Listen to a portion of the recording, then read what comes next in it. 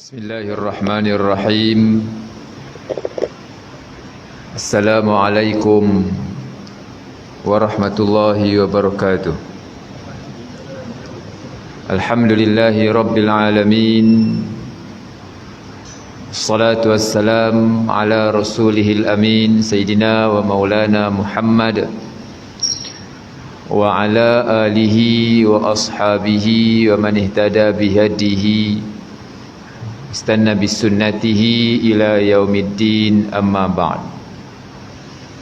Yang dimuliakan Tuan Pengurusi Majlis, hormati Tuan Nazir, Tuan Kuasa, Tuan-Tuan Imam, Ketua Kampung, seterusnya Datuk dan Datin, Muslimin Muslimat yang dirahmati Allah Subhanahu wa ta'ala. Alhamdulillah, syukur kita panjatkan kehadrat Allah Subhanahu wa ta'ala kerana pada malam ni dapat kita bertemu, berhimpun di Masjid Sirajul Anwar yang indah ini untuk kita menunaikan kewajipan semayang berjamaah, dan seterusnya kita tadi berselawat selepas maghrib tadi, dan seterusnya selepas isya ni mendengar sedikit sebanyak perkongsian yang saya tahu, lebih khususnya untuk mengingati diri saya sendiri, dan juga mungkin tuan-tuan lah yang cuba untuk kita sama-sama memperbaiki diri kita daripada masa ke semasa.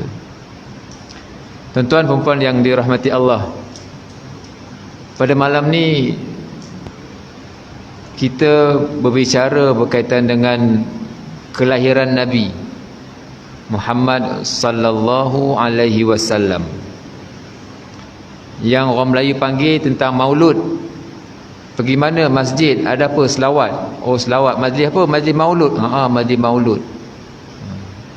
Sikit-sikit ada bunyi macam mulut. Maulud ni tuan-tuan maksudnya bayi yang dilahirkan. Maulud ni maksudnya yang dilahirkan. Baby tu. Tu maulud lah. Tuan-tuan dapat anak, maulud lah tu. Anak tu maulud lah, yang dilahirkan. Tapi pelik lah pula, saya menyambut maulud anak saya sambut maulud. Pelik tak tuan-tuan? Pelik lah bunyinya, kan? Sebab bila kita sebut dalam konteks orang Melayu, bila sebut maulud ni tak ada lain dah, Rasulullah je, kan? Walaupun pada asalnya maulud itu ialah bayi yang dilahirkan. Bayilah yang dilahirkan tu, bayilah, budak tu. Itu maulud. Kalau maulidur Rasul, maulid itu ialah kelahiran. Maulidur Rasul, kelahiran Rasul. Dia tak orang tak sebut mauludur Rasul, tak ada. Maulidur Rasul ataupun maulud Nabi. Maulud Nabi, orang Melayu panggil maulud Nabi, kelahiran bayi, iaitu Nabi Muhammad sallallahu alaihi wasallam.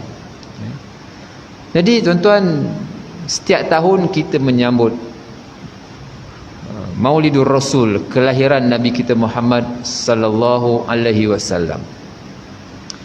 Orang sambut Maulidur Rasul ni tuan-tuan, kita menyambut anak kita, ataupun anak menyambut kelahiran ayah meraihkan kelahiran anak, disebabkan ada pertalian darah,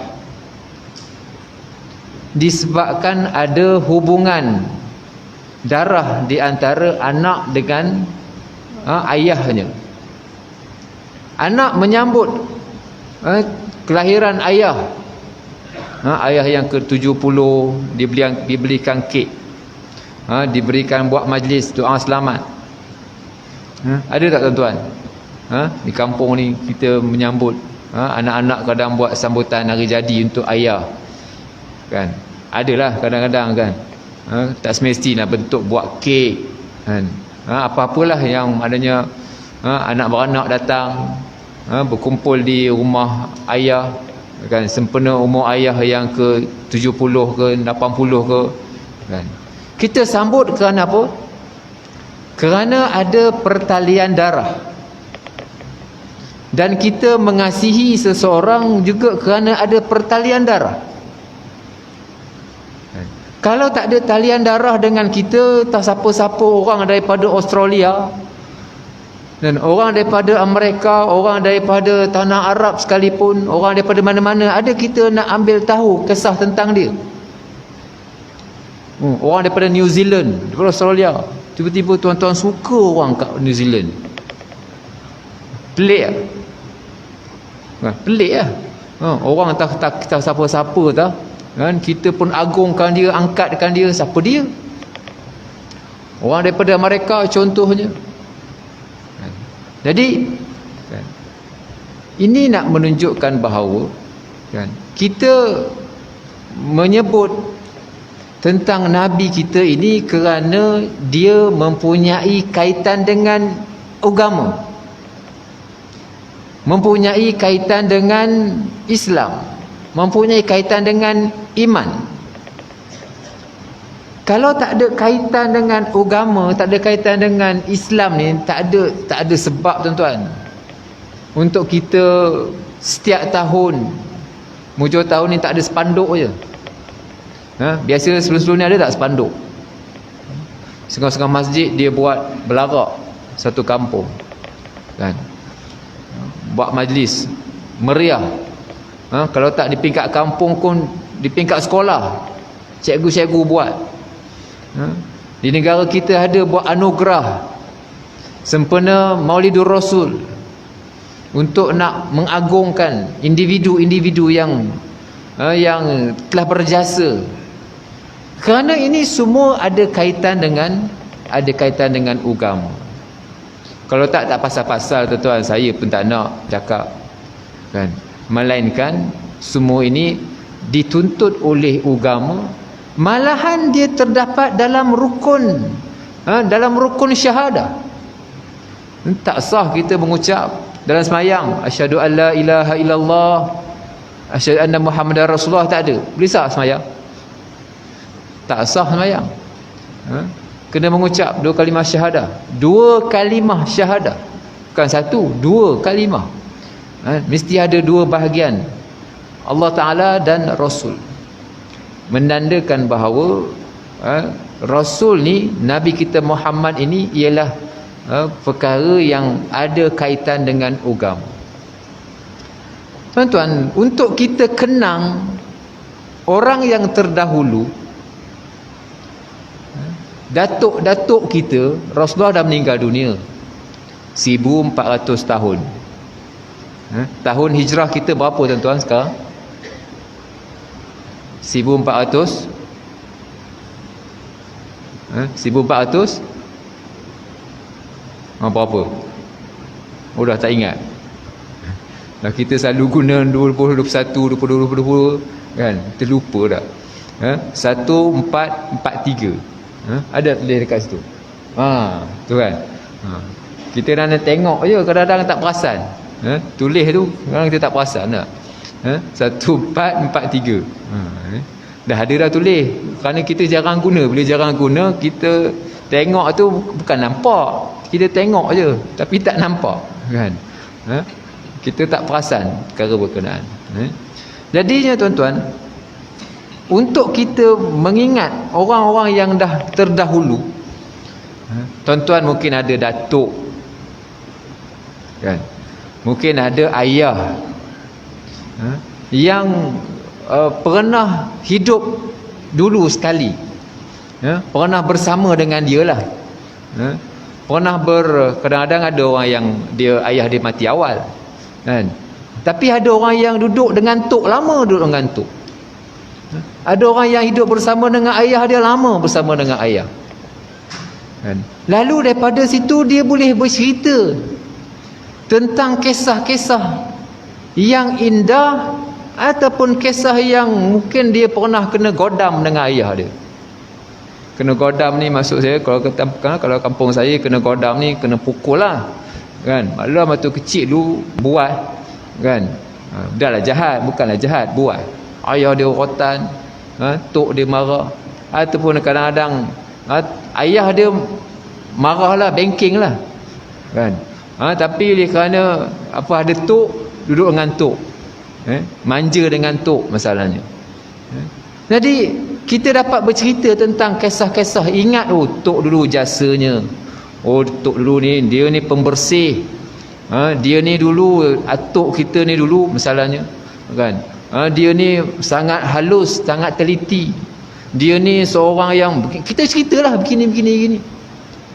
Sehingga dalam hidup kita, kita boleh untuk nak ada mempunyai ingatan. Kita mempunyai pengalaman, bukan pengalaman, kita ingat kisah-kisah kita bersama dengan atuk, bersama dengan opa, bersama dengan ayah, yang mungkin telah meninggal dunia lama dah. Tapi kisah-kisah itu makin segar dalam ingatan kita. Susahnya dia membesarkan kita misalnya, kan? Dia pun noreh getah. Sini bukan orang noreh getah, sini apa? Orang sawit, kan? Mungkin lombong, kan? Mungkin orang kerja di pelabuhan, kerja kilang dan sebagainya. Susah membesarkan kita. Mungkin itu dia punya suasananya. Dan kita ingat, tuan-tuan, ingat dulu dia begini. Ingatan itulah yang menyebabkan ada hubungan antara kita dengan atuk kita ataupun ayah kita yang telah pun meninggal dunia. Dengan Rasulullah ni, tuan-tuan, kita diminta untuk suka dan sayang kepada Nabi. Apa momen-momen indah, apa masa-masa indah, apa ingatan-ingatan indah kita bersama dengan Rasul. Ingatan macam mana, Ustaz? Kita tak duduk sezaman dengan dia, kita tak duduk dengan Rasulullah, mana kita tahu, kan? Kita ingat tak kalau kita makan, tuan-tuan, kita makan katakan tuan-tuan makan ikan jenahak, sedap lah makan ikan jenahak, pun mahal harganya, kan? Kita makan. Bila makan tu, tuan-tuan, kita teringat tok kita lupa makan, suka makan ikan, kan? Atuk ni kalau makan ikan jenahak ni, dia mesti suruh opah ni masak dengan kacang bendi dengan ada tomato, rempahnya kena giling, kan? Kita ingat kisah tok dulu suruh opah gini, kan? Bila sekarang ni tok pun dah tak ada, opah pun dah tak ada, bila kita makan teringat tok, kan? Itu contoh momen indah, kenangan-kenangan indah bersama dengan orang yang telah pun meninggal dunia, kan? Ataupun motosikal ke ataupun basikal tua ke, bila kita tengok basikal tua teringat atuk kita dulu misalnya, kan? Contoh-contoh yang kita rasa ada kenangan-kenangan indah bersama dengan mereka. Kenangan indah bersama dengan Rasulullah ni, tuan-tuan, bila kita makan, contohnya Rasulullah pesan makan kena tangan kanan, kan? Sebagaimana kalau kita makan, kita teringat tok kita, kita teringat opah kita, kita teringat mak kita yang suka makan gulai ini, makan lauk ini. Sama juga, tuan-tuan, bila kita makan, kita teringat Rasulullah kata apa tentang makan. Makan dengan tangan kanan. Makan yang dekat, kul ma yalik, makan yang dekat. Walaupun kita makan hidang, sekarang orang jangan makan hidang dah, makan buffet, kan? Makan hidang, kul ma, makan ambil yang dekat, jangan ambil yang jauh. Tak berapa elok adabnya masalahnya. Ambil yang dekat, kul ma yali, kata Rasulullah. Bila kita makan, kita teringat apa pesan Rasulullah dalam bab makan. Bila pakai, apa pesan Rasulullah tentang ketika mana kita memakai pakaian. Ketika mana kita bekerja, apa yang Rasulullah pesan ini. kan. Pesan-pesan inilah yang menyebabkan kita ingat, kan, yang menyebabkan momen itu, kenangan itu ada dalam minda kita. Macam kita pesan dekat anak-anak kita lah, tok kamu dulu kalau bersembang, dia suka cakap macam gini, kan. Dia suka cakap macam gini, dia suka buat ini, kan. Itu adalah kenangan-kenangan kita bersama dengan orang yang tiada, orang yang telah pergi meninggalkan kita, kan. Sama jugalah tuan-tuan dengan kisah Rasulullah ini, kan, supaya dia menjadi suatu momen yang indah, kenangan-kenangan indah bersama dengan Rasulullah, kan. Apa Rasulullah pesan? Bila makan apa kena buat, bila tidur apa kena buat, bila masuk tandas apa kena buat, apa Rasulullah pesan, kan. Pesan-pesan inilah tuan-tuan, kita bercakap pada malam ni tentang Maulidur Rasul, so kita kena apa yang pesan-pesan Rasulullah yang boleh menjadi suatu panduan kepada kita dalam segala sudut. Makan, apa pesan Rasulullah tentang makan? Doa makan, kan. Kemudian waktu tidur, apa pesan Rasulullah untuk tidur? Waktu keluar rumah, apa pesan Rasulullah untuk kita keluar rumah? Apa pesan Rasulullah ketika mana kita berjumpa dengan kawan-kawan? Bagi salam, mulakan dengan salam. Macam-macam lah yang saya kira kita pun sudah maklum tentang perkara berkenaan. Cuma saya memperbarui penceritaan ini, diperbarui supaya kita mengambil sempena. Kalau kita bercakap tentang atuk kita, opah kita yang telah pun meninggal dunia dulu, kita suka bersembang tentang dia kalau kita berjumpa dengan adik-beradik kita, kan. Sama juga dengan konteks Rasulullah, kita bercakap tentang apa yang Rasulullah sebut, yang Rasulullah pesan, ketika mana kita makan, ketika mana kita minum, ketika mana kita buat apa pesan Rasulullah kepada kita. Tak susah, bukan benda yang terlalu complicated sangat, yang terlalu tinggi sangat, tidak. Benda yang simple-simple je dalam kalangan hidup kita, tuan-tuan.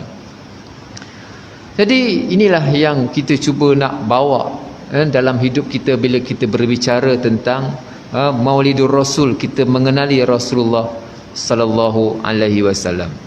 Tuan-tuan, kalau kita boleh ini balik, kita boleh ingat balik, Rasulullah, dia punya bapaknya siapa?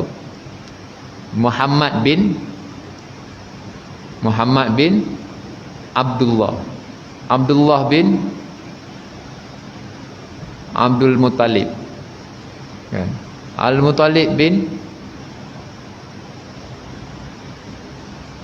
Abdul Manaf, Abdul Manaf bin Hashim dulu, kemudian Abdul Manaf, kemudian bin Qusay, kemudian bin Kilab. Itu dia punya keturunan Rasulullah. Ada orang yang hafal sampai kepada Sayyidina, sampai kepada Nabi Ismail alaihi salam. Muhammad bin Abdullah bin Abdul Muttalib, Muttalib bin Hashim bin Abdul Manaf bin Qusay bin Kilab, kan. Keturunan Rasulullah. Nak ceritanya itu adalah bila kita kenal kepada Rasulullah, kita tahulah sikit-sikit dia punya keturunan baginda kita Muhammad sallallahu alaihi wasallam. Tuan-tuan, itu yang pertama. Yang kedua, kan, Rasulullah ni datang sebagai utusan.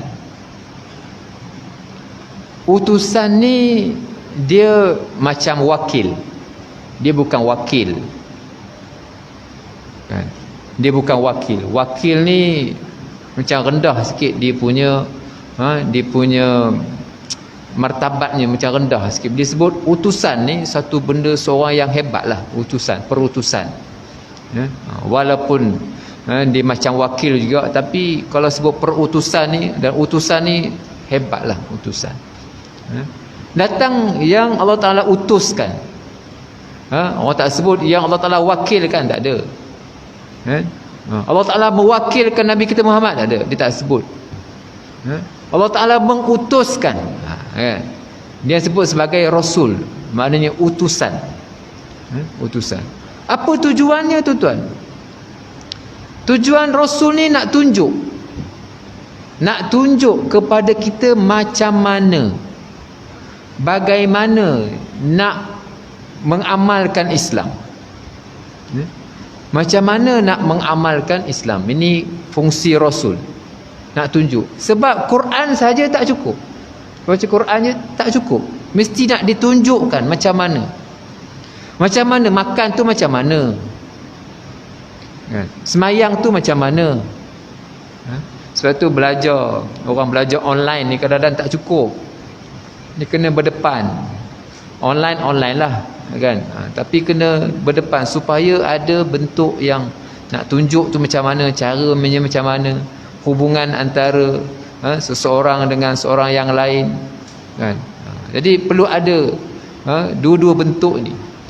Rasul datang untuk menunjukkan cara. Kerana Allah Ta'ala tidak dilihat oleh manusia.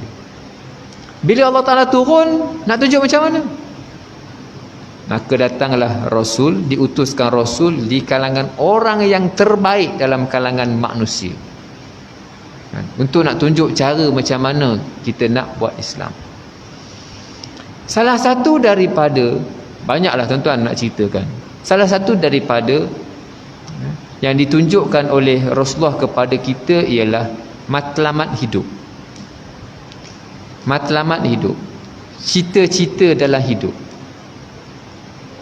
Tuan-tuan, kalau kita sebut cita-cita ni tuan-tuan, kalau umur anak-anak 7 tahun, kita boleh tak tanya kepada dia, apa cita-cita adik? Ini yang pakai baju merah ni kan, baju merah, ada tak cita-cita? Ada kan? Apa cita-cita tu, simpan dulu. Ada cita-cita. Belasan tahun dulu. Darjah tingkatan berapa? Tingkatan berapa? 18. Okey, 18 tahun. Umur dia 18 tahun. Kita boleh tanya kepada apa cita-cita. Umur 18 tahun. Umur kepada mereka yang berusia 28 tahun, kita bercita, kita boleh tanya dia apa cita-cita. Waktu interview, umur 28 tahun, kita tanya apa awak punya cita-cita. Kan? Umur 38 tahun, tuan-tuan, orang tanya apa cita-cita. Sesuai tak kalau orang tanya umur 38 tahun apa cita-cita? Tapi tuan-tuan, kalau orang berusia 83 tahun, kalau orang tanya apa cita-cita, okey ke tak okey? Tuan Azir, macam mana? Umur 83 kan, orang tanya apa cita-cita tuan? Cita-cita saya ingin menjadi ahli perniagaan yang berjaya. Usia berapa? Usia 83. Apa macam? Ini cita-cita ke angan-angan? Usia 83, orang tanya apa cita-cita. Cita-cita ni tuan-tuan, saya nak sebut apa yang Rasulullah ajar kepada kita ialah ajar mengenai matlamat hidup. Mengenai matlamat hidup. Yang pertama, Rasulullah cerita, kamu nak cari apa dalam hidup? Dalam usia 17 tahun, 18 tahun, 27 tahun, 37 tahun, 47 tahun, mungkin boleh bercakap dalam soal cita-cita. Memacu, semua hidup nak mencapai sesuatu yang besar dalam hidup. Tapi bila dah meningkat 67 kan, 77, 87 kan, masih lagi saya nak mencapai cita-cita, baru nak buat bisnes. Saya ni tengah register dengan ROS, dengan apa, syarikat enterprise, nak buat cita-cita saya nak membina perniagaan apa nama online misalnya. Saya pun baru nak belajar nak buat Facebook, nak buat Facebook, nak belajar macam mana nak buat berniaga online kan. Tuan-tuan kan, itu bukan lagi cita-cita, itu bukan lagi cita-cita. Bila dah berusia sampai ke tahap itu tuan-tuan, Sebab saya nak sebut gini, bila dalam agama ini dia mengajar untuk mempunyai keseimbangan dalam kehidupan. Dalam kehidupan ada keseimbangan. Ada yang perkara keduniaan yang kita perlu capai dalam hidup. Bila dah sampai satu tahap tuan-tuan, satu tahap mungkin dalam 27, 37 dia masih lagi agresif untuk mencapai sesuatu lah. Nak berniaga ke, nak bekerja ke apa, dia agresif. Sesuai dengan usianya. Tapi bila dah terbalik tuan-tuan, bila dah 72, bila dah 83, 82, kan, ketika itu tuan-tuan, kita ni nak mengejar seperti mana usia dulu tu, kira dah tak payahlah sampai ke tahap itu. Bukan tak boleh, bukan tak boleh, tetapi kalaulah tinggi sangat taste-nya, itu orang tak panggil cita-cita dah. Dalam usia 70, 80, kan, itu dipanggil, kalau nak membina sesuatu yang besar, itu dipanggil dengan angan-angan ada. Panjang angan-angan. Yang ini Rasulullah pesan, jangan panjang angan-angan. Panjang angan-angan, angan-angan tak apa, tak masalah. Saya mahu, saya rasa nak, saya rasa okey, kan? Tetapi panjang angan-angan ini yang menjadi masalah. Dalam usia yang mungkin dalam dah masuk 50 ke atas, 60, 70, kan, kita perlu untuk belajar untuk merasa bahagia dengan apa yang ada dalam hidup kita ini. Belajar untuk merasa redha dengan apa yang Tuhan berikan kepada kita. Dalam usia 20, 30 pun redha juga, kan. Tapi dalam usia yang awal-awal muda ni, kita masih lagi memacu untuk mencapai sesuatu dalam hidup. Tapi bila dah meningkat usia, dah masuk 60, 70, kan, kederat pun dah kurang, mata pun dah tak macam dulu, berjaga malam dah tak boleh sangat dah, kan, darah tinggi pun dah meningkat, bila buat kerja stres, kan, banyak sangat kerja stres, kan, yang kadang-kadang lepas tahun pencin masih lagi nak mencari sesuatu yang besar, lepas tahun pencin sudah qalu inna lillahi wa inna ilaihi rajiun, mungkin dia punya. Jadi ini yang Rasulullah ajar dalam hidup kita.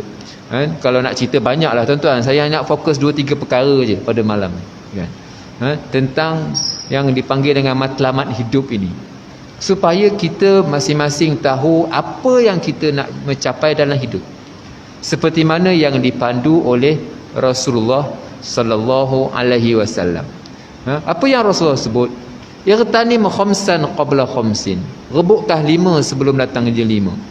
Kan, sihat sebelum sakit, tua sebelum muda, kan, sibuk, lapang sebelum sibuk, kan. 5 perkara yang Rasulullah sebut ni supaya kita mengambil peluang dalam usia-usia yang ada ini, supaya yang kita kejar itu ialah kejar dalam kerja-kerja yang bersifat yang boleh untuk menghasilkan pahala dan keredaan Allah Subhanahu wa taala dalam masa yang sama, kan.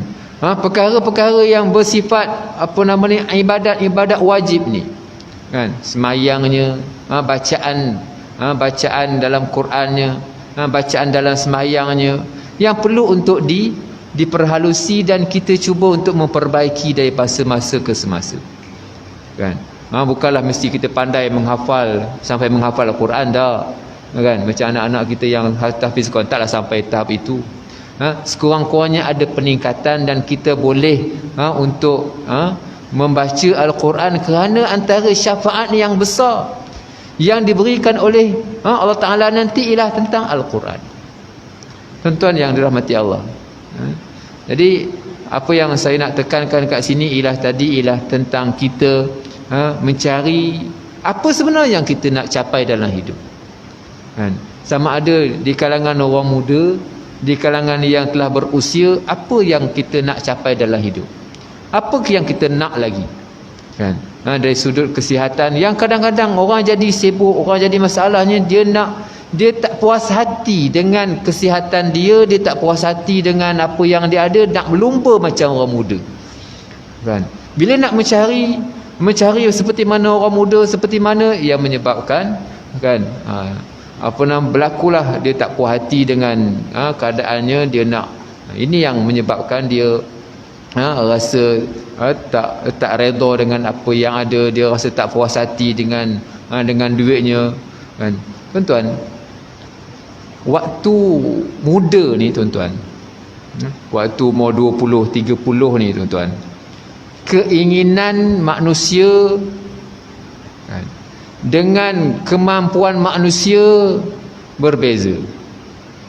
Waktu 20 dulu, 25 dulu, keinginan kita macam-macam nak, kan. Tapi duit tak ada. Duit tak ada. Baru kerja dapat gaji, kan, 600, 700, 800 dapat gaji, kan. Gaji yang pertama bagi kat mak, kan, bagi semua, bagilah RM50, kan. Duduk kerja kat Kuala Lumpur, balik kampung Kuala Selangor, kan.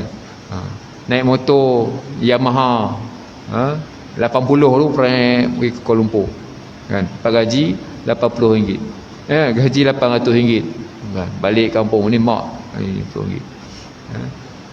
Tak terfikir macam-macam tuan-tuan pada waktu itu. Cukup untuk bayar duit motor, duit kerja pun alhamdulillah lah, kan. Kadang-kadang balik daripada Kuala Lumpur, nak balik ke Kuala Selangor, nak balik bagi kat mak, dah balik tak cukup kira-kira, minta balik mak RM10 tambah duit pinjak tak cukup. Kadang-kadang macam itu dah. Nak ceritanya ialah pada masa itu, dalam usia muda, kan, cabaran dunia tak begitu banyak. Cabaran dunia tak begitu banyak. Bila dah meningkat umur 50, kan, duit pun dah ada sikit, kan, pendapatan pun dah okey, berfikir pun macam-macam lah. Rumah nak 5 biji, kereta, pangkat, kan. Mulalah dia mengejar, yang kadang-kadang timbul dengki, yang kadang-kadang timbul menjatuhkan orang, kadang-kadang timbul perangai-perangai yang tak baik ni tuan-tuan. Cabaran dunia dalam usia yang lebih berusia kadang-kadang lebih besar. Cabaran kepada pangkat, cabaran kepada duit, cabaran kepada harta dalam usia-usia yang beginilah tuan-tuan. Jadi, kan, sempena Maulidur Rasul ini tuan-tuan, Rasulullah mengajar kepada kita. Tadi waktu sembahyang Isya ni saya baca ayat dalam surah Al-Fath, kan. Apa ayat yang saya baca tadi ialah kami telah mengutuskan kamu, arsalna kasyahidan, sebagai orang yang menyaksikan, wa mubasyiran, orang yang memberi khabar gembira, wa nadhira, memberi khabar yang menakutkan, wa da'iyan ila Allah, mengajak kepada Allah, kan. Maknanya Rasulullah mengajar, membimbing kita supaya kita betulkan kompas kehidupan sempena bulan Maulidur Rasul ni, supaya kita tahu apa yang kita nak cari dalam hidup. Tuan-tuan puan-puan yang dirahmati Allah. Yang kedua, yang ketiga tuan-tuan, saya nak menyebut sikit tentang beberapa amalan, beberapa amalan yang perlu untuk kita konsisten, untuk kita terus istiqamah, selalu buat, untuk kita selalu buat, supaya ceramah ni, kan, ada cerita sikit tentang matlamat hidup, ada sikit cerita tentang apa benda yang kita kena buat, supaya taklah terlalu ustaz cerita tentang apa entah, kan. Apa amalan yang kita mungkin perlu untuk kita buat tuan-tuan? Tak banyak. Sebenarnya bila kita tak selalu tak disebut tentang sunnah Nabi,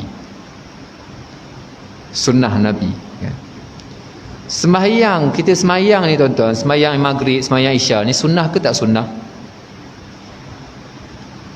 Sembahyang ni sunnah Nabi, sunnah yang wajib untuk kita buat. Puasa sunnah tak? Sunnah. kan? Tapi sunnah tu sunnah yang wajib. Zakat sunnah dah. Sunnah yang wajib, kan? Ada sunnah yang sunat, ada sunnah yang wajib, kan? Yang kita biasa sunnah Nabi apa? Sunnah Nabi makan dengan tangan kanan. Sunnah Nabi apa? Pakai jubah, sunnah Nabi, kan? Sunnah Nabi ada sunnah yang wajib, kan? Semayang tu sunnah Nabi. Apa sunnah? Sunnah ni apa dia? Sunnah ni ialah perkara yang Nabi buat. Sunnah ni lah perkara yang Nabi buat. Ada yang Nabi buat ni wajib, ada yang Nabi buat sunat, ada yang Nabi buat tu harus. Nabi tak buat perkara yang haram, yang kita kena jauhkan. Nabi tak buat perkara yang makruh. Jadi tak apalah, yang wajib tu mungkin kita cerita masa lain, tapi saya sebutkan 2-3 perkara yang berkaitan dengan sunnah. Yang pertama ialah sunnah yang saya kira tuan-tuan dah buat, ialah semayang berjamaah. Semayang berjamaah adalah sunnah Nabi.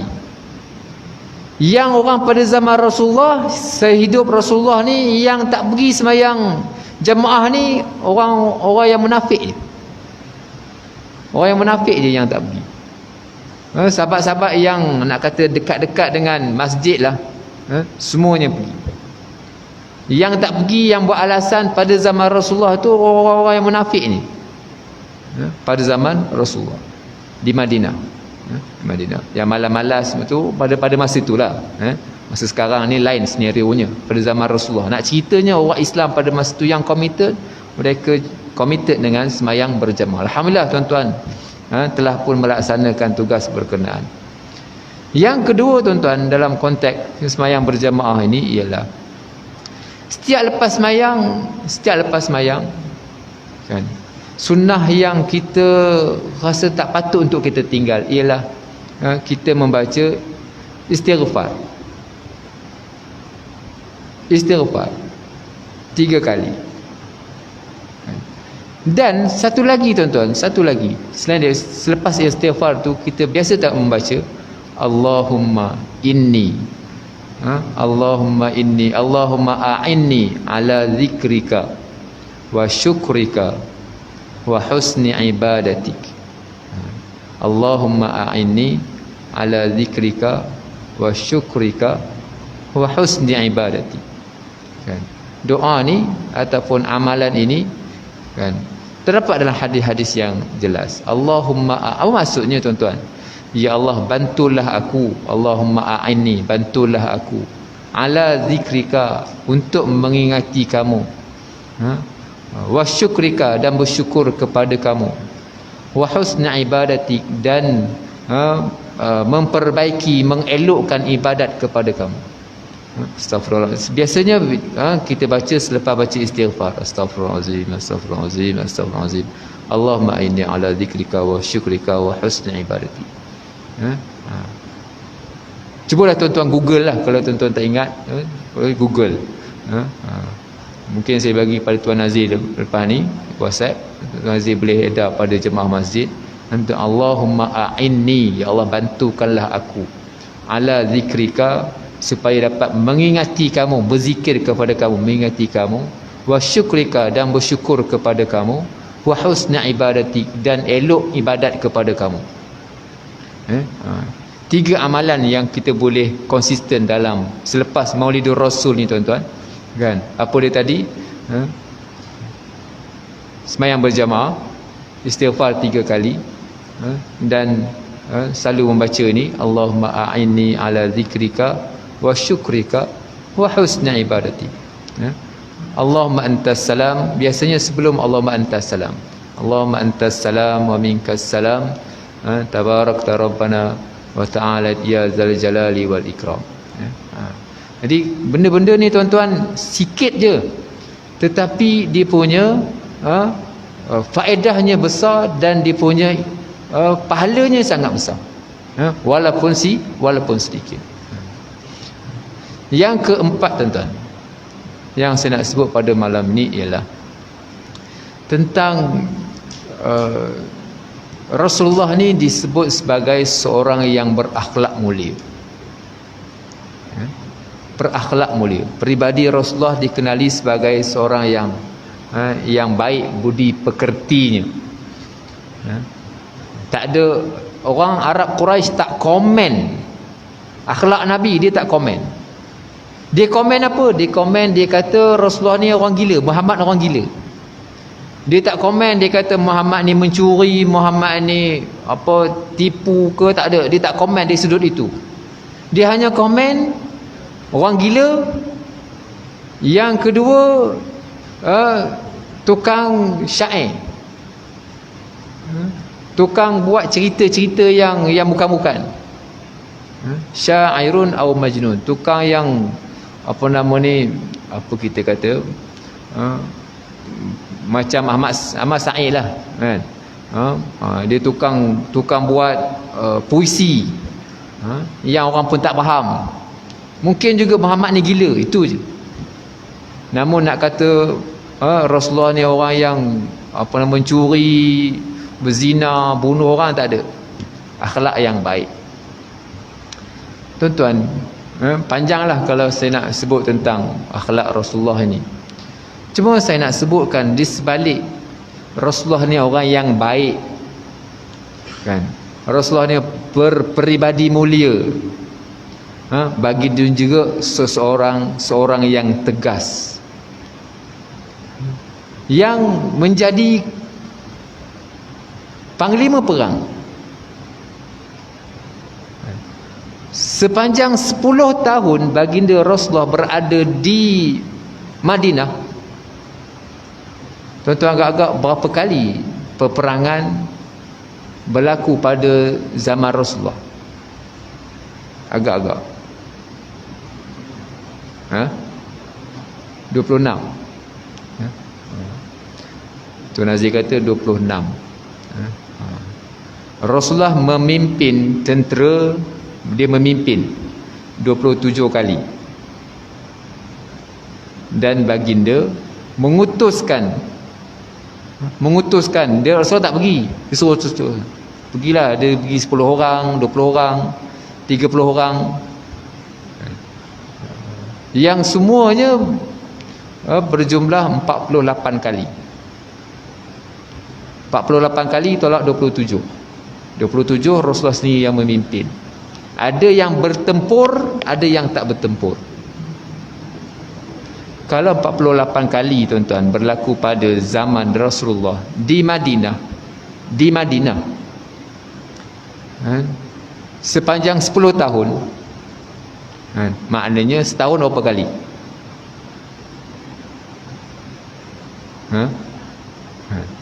Setahun 45 kali lah berlaku. Setahun lebih kurang 45 kali lah berlaku. Kalau sepanjang 10 tahun, maknanya kan, kerap berlaku, perang kerap berlaku. Bukan kita kata perang Uhud, Badar itu sahaja, tak. Itu yang besar-besar. Yang Rasulullah utuskan 30 orang pergi peninjau, pasukan peninjau pergi. Pasukan peninjau dulu mana ada telefon macam kita. Nak tahu berita ni kena hantar 10 orang pergi, 30 orang pergi meninjau kawasan sana, pergi meninjau kawasan sini, pergi tengok sana. Tengok apa berita kan. Pusat pentadbiran Rasulullah di Madinah, tinjau sana, tinjau sini, tengok, bawa berita kan, apa khabar sana, apa khabar sini kan. Nak cerita baginda seorang yang hebat dalam perancangan politik dan kenegaraannya. Bukan baginda seorang yang duduk di masjid kan, menunggu orang datang, dia tidak kan. Baginda seorang yang cukup aktif dalam berpolitik hingga menguasai Madinah dan menumpaskan orang Yahudi yang berada di Madinah berkenaan. Contohnya apa, tuan-tuan? Ketika mana Rasulullah sampai ke Madinah, orang Arab ni, tuan-tuan, dia ada pasar dia. Di Madinah ni ada pasar dia, tapi pasar tu dikuasai oleh orang Yahudi. Bila Rasulullah datang tengok orang Yahudi menguasai, Rasulullah kata tak jadi. Kalau baginda berbeli di kawasan orang Yahudi, maknanya ekonomi orang Yahudi makin kuat. Apa yang Rasulullah buat ialah Rasulullah buat pasar di berhadapan ataupun berdekatan dengan Masjid Nabi sekarang. Mungkin tuan-tuan pernah pergi ke Madinah, kan? Yang pernah pergi ke Madinah ni, yang Masjid Nabi belah sini kubur Baqi', kan? Yang tempat tu di belah sini, belah sini. Kawasan yang saya maksudkan tadi belah sini, belah kanan masjid. Satu kawasan yang luas, satu kawasan lapang lah. Baginda minta sahabat kita buat pasar kat sini. Nak cerita, saya nak sebut tentang perancangan Nabi, nak buat pasar kat sini. Dan dia tak ada main cop tempat. Siapa yang dulu dia dapat tempat, dah habis bawa balik. Dia style pasar malam. Di pasar malam kita pun kalau orang tu berniaga kat situ je lah. Dia tak ada pasar malam, bukan pasar malam lah. Pasar zaman Rasulullah tu ialah siapa yang dulu dia cepat lah. Tempat yang mungkin orang tumpuan tu dapat, siapa yang lambat tempat lain, gitulah. Dia tak ada macam booking tak ada, kan? Dan Rasulullah mengamalkan perniagaan yang telus, minta sahabat berniaga dengan jujur. Dan akhirnya pasar tadi berkembang dan orang suka berbeli kat situ, yang menyebabkan pasar Yahudi dah semakin tak popular. Pasar Yahudi semakin tak popular, dan akhirnya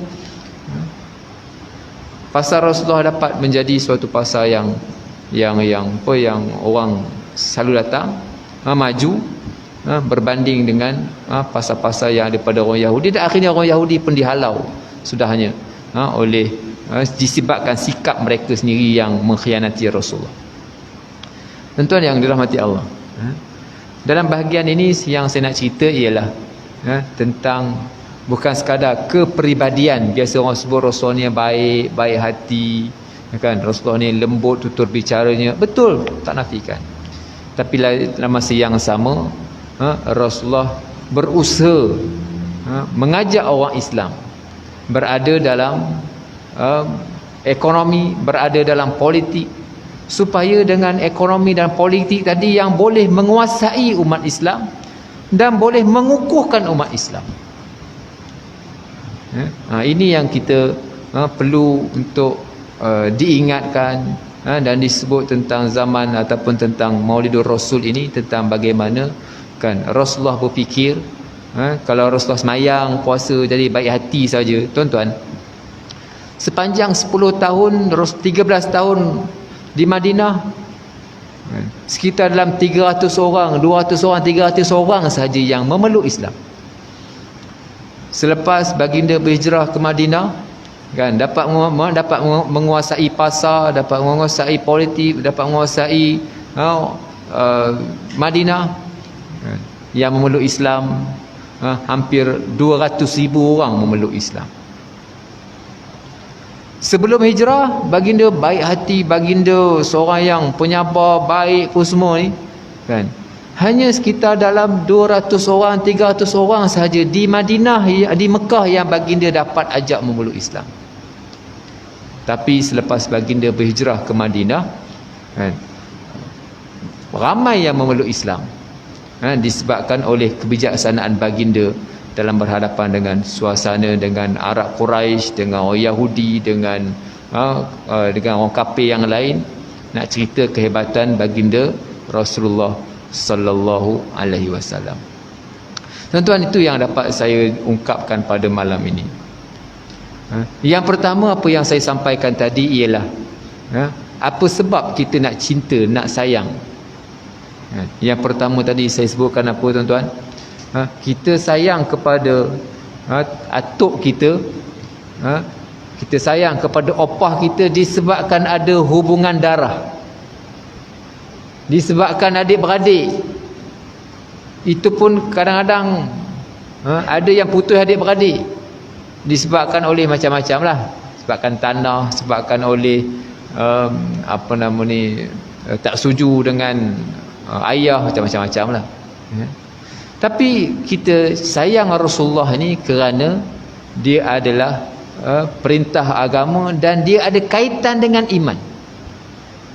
Dia kaitan dengan iman. Kalau tak saja-saja tak ada, tuan-tuan. Yang kedua, kita sayang Nabi, kita perlu untuk mencari kenangan-kenangan indah dengan Rasulullah. Apa yang baginda sebut, apa yang baginda cakap, apa yang baginda pesan. Dan tuan-tuan, kalau yang belum pergi menunaikan haji dan yang belum menunaikan umrah, kalau tak sempat menunaikan haji, kalau ada peluang pergilah, tuan-tuan. Kalau ada peluang, ada duit banyak. Sebab aku ada yang duit banyak tapi tak nak pergi. Sebab tak nak pergi, takut pergi. Tak, pergilah. Kalau ada peluang, ada duit apa semua, yang ada kelapangan di sudut kewangan, pergilah. Berjumpa dengan Rasulullah. Pergilah ke Madinah, berjumpa dengan Rasulullah. Yang kita nak berjumpa orang yang kita sayang, orang yang kita, kalau boleh kita nak jumpa lah. Duit ada tapi tak nak jumpa. Duit ada tapi tak nak balik kampung. Duit tak nak jumpa mak ayah. Duit ada, kereta ada semua, tapi tak nak pergi. Aduh, kan? Kalau yang tak ada tu lain cerita lah, kan? Yang ada keluangan, mungkin kalau tak tahun ni pun tahun depan, mungkin sekarang ni baru nak apa SOP ni panjang macam-macam cerita. Mungkin tahun depan ada peluang, ada ni.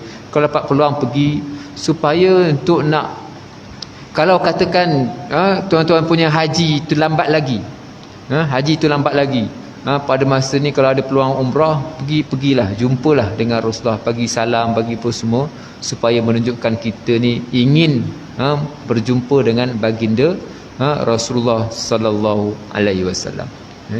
Orang yang mati syahid, jasadnya tidak hancur, kan? Di kawasan Baqi' itu betapa banyak orang mati syahid yang ada di kawasan Baqi', kan? Rasulullah, kan? Abu Bakar, Sayyidina Umar, kan? Yang kita ziarah itu sebagai tanda untuk kita menunjukkan sayang kita dengan baginda. Yang ketiga yang saya sampaikan tadi ialah tentang matlamat hidup, tuan-tuan. Matlamat hidup ini, kita kena cuba perbetulkan matlamat hidup. Kalau kita tak betulkan, ataupun kita memperbaharui semula, kita tengok supaya kita punya yang kita nak cari dalam hidup ni kita dapat perbetulkan, kan? Kalau ada tersilap salah, kita cuba betulkan kompas kehidupan supaya kita tahu, supaya janganlah ada yang usia 83 macam 38 tahun. Ini sudah lain macam. Yang keempat saya sebutkan tadi, amalan-amalan, 3 amalan yang saya sebutkan tadi. Sembahyang berjamaah, kan? Istighfar dan baca Allahumma a'inni, Allahumma a'inna. Kalau ramai, kalau seorang, Allahumma a'inni ala zikrika wa syukrika wa husni ibadatik. Dan yang keempat, yang kelima saya sebutkan tadi ialah kita perlu menjadi orang Islam yang bijak, seperti mana Rasulullah menjadi orang Islam yang bijak. Baginda datang ke Madinah, baginda dapat menguasai Madinah, dan akhirnya orang bukan Islam, orang Yahudi mengkhianati Rasulullah dan mereka terkeluar daripada bumi Madinah. Dan kita tak mahu dalam konteks kita di Selangor, kan?